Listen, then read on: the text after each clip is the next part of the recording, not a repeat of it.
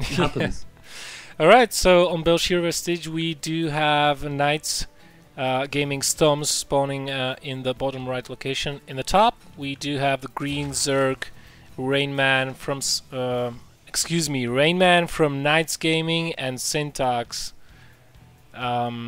is going to be the Protoss. I have to fix the starboard up straight away. Yeah, you go ahead and fix that up, and I'll talk a little bit about the matchup and of course the map that we're watching, a map that we have seen in the recent DreamHack event that ended yesterday in a great conclusion where Naniwa went toe-to-toe with Lenok. It went all the way to 5 series. I'm not going to go ahead and spoil that, even though there's spoilers like everywhere. Team Liquid, Reddit, everything is filled with spoilers. But what an amazing tournament DreamHack was yesterday. I've been having so much fun watching all the games. I stayed up pretty late to be able to watch the ending and the prize ceremony and all that. And I had a lot of fun. I know that you've been watching it too, Bell. Yeah, I have. Some of the games were really freaking good. As for the finals, I have to say that you know, if you muted the stream and watched the games just in silence, they did not seem as that interesting. But the casting made it worth to watch. I mean, Artosis and Apollo did such a magnificent job making those games worthwhile to watch. Really, their casting was one of the best I have seen in the past. Yeah, it was really good. You're absolutely right about that. And what was also good is in this game we saw Thoms try to block that hatchery by Rayman for quite some time. He managed to block it around 3 times before his probe had to evacuate the premises. So very well done there by Thoms, delaying the hatch for as long as possible. And behind this, he's going to be Forge expanding, pretty standard. I don't really like Forge expanding on this map because that wall off is so big. Look at that, Bell. You need so many structures to wall it off. I don't feel this is the best map to Forge expand on, but of course that's preference based. Yeah, I'd have to agree with that. I mean, it's only a little, maybe one hex wider than on Daybreak, I think. Which makes it a little bit tricky to wall this off. The placement of the buildings is a little bit different. And there goes the full block to deny those Zerglings and let that cannon finish. Very nice job there by Thoms. And we see Rainman putting down the 3rd base. So both of these guys playing by the book, completely standard, nothing wonky here. Both gases going down. Well, the second one just now finishing, so that was a little bit later. And still no gas for Rainman, so I have to imagine once the 3rd base finishes, he'll want to take 2 gases at once, maybe even 3. Yeah, depends on what he wants to go into. Does he immediately want to go for some mid-game options and go towards a lair already, go for double evolution chambers and go for mutas? Then he might get gases a little bit earlier. Oh, a bit of FPS lag there. Was that on my side? Probably was. I don't know, maybe. Sometimes, it's the same problem that we experienced after the Heart of the Swarm interface was implemented into Wings of Liberty, where you had those lags every time a new structure was built. Sometimes it still happens. I don't know what's the cause of it, but it's apparently because of the shaders not being cached. Okay, so 2 gases going down for the Zerg and a Stargate for the Protoss. Stargate openings have been really popular as of late. Just because of the threat of Mutalisks, most Protosses think that, hey, let me go Stargate just to scratch that off my list. The Zerg would be really crazy to go Mutas if he sees that I have a Stargate up. Yeah, that's a good point you're making there. That Stargate is just to discourage the use of Mutalisk. Ooh, this Stalker needs to be careful. Toms is gonna get this Stalker killed most likely. Speed is of course nowhere near finished up, but he almost got surrounded there. That's one lucky Stalker. It will be able to get home because Speed is just now starting researching as we see another evolution chamber go down by Rayman. So he's gonna invest his first gas in some upgrades. There's the double evolution chamber. No Roach Warren on the way yet, which means a lair, and there it is. Lair gets started up, and yeah, that's the situation right now. The Stalker blocking the entrance here nicely, Bell. That was close. A little bit of miscontrol there. Yeah. Would have been horrible. Yeah, but he ends up saving the Stalker now. Let me see what the Zerg has seen, because he's got absolutely zero intel, apart from the fact that he's only... Oh my god, a miss rally on the sentry and it goes down immediately. This may come back and bite Thumbs in the ass later on. Meanwhile, he's just going Phoenixes, and you know, the Zerg has not had any intel, apart from the fact that he hasn't seen any gas-heavy units out. Just that one Stalker, and that's only 50 gas. No +1 was researched, he saw that as well, so... Only 150 gas being spent, so far as the Zerg knows. So there has to be some tech somewhere for the Protoss. And, well, Thumbs is still not showing his Phoenixes. He's keeping them in base, waiting for the fourth, even queuing up a fifth one. Wow, he's really gonna pull those Phoenix high.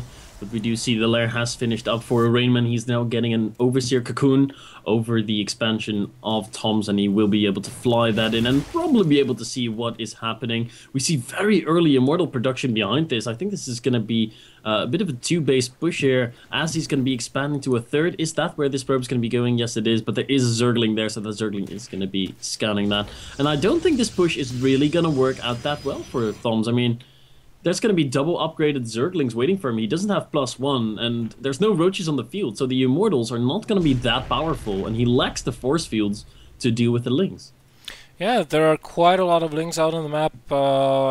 One could argue that, hey, it's such a waste of larva to build so many Lings, but look what these Lings are allowing Rainman to do. There will be no third base for the next couple of minutes coming up for the Protoss, which means that the Protoss is either forced to do a two-base timing, you know, a semi-all-in, some sort of like that, or is going to have to play super defensive in order to get that third base up.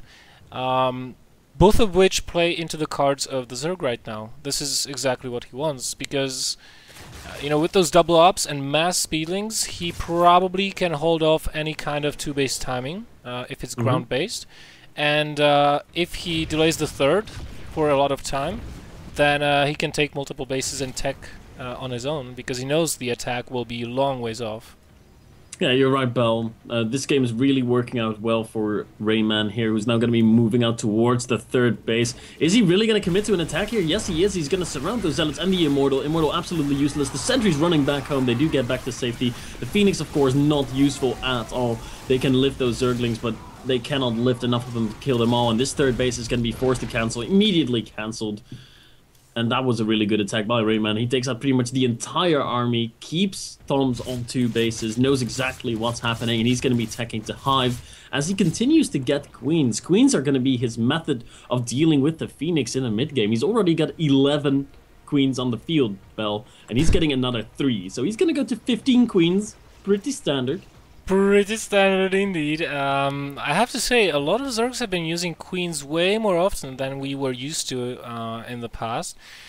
Both for, you know, if you go for something like an Ultralisk transition, which we have seen plenty of yesterday in DreamHack, you can use those Queens to transfuse.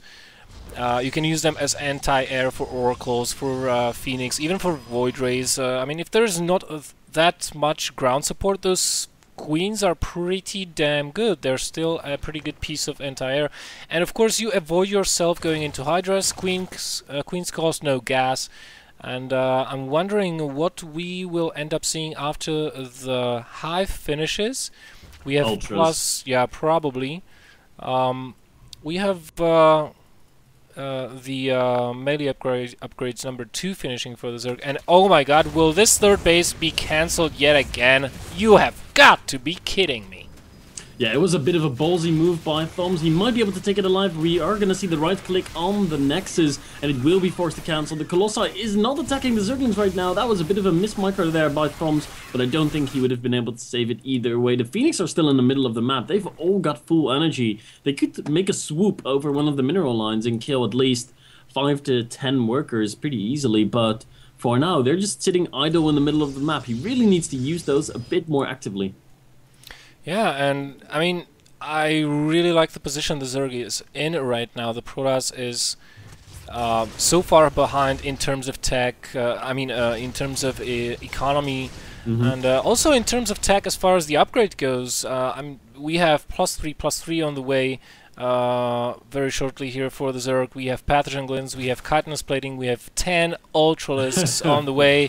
Not nearly enough immortals. 3 colossi, but what's a colossus going to do versus those hulking beasts? Almost nothing. They have so much health.